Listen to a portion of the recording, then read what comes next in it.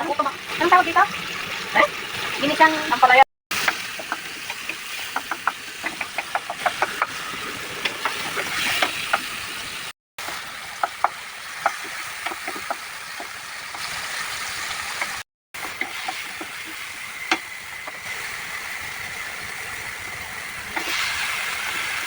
Ilagay na yung ampalaya.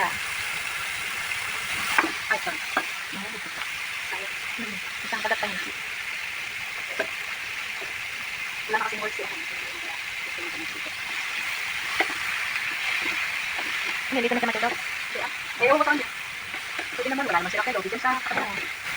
Kasi na silang sabi. Kanina pumasok siya sa 12. Sabi nga ni Raquel, ay naku, balutin mo na yung ilaw, te. Sabi pa naman yan. Yung!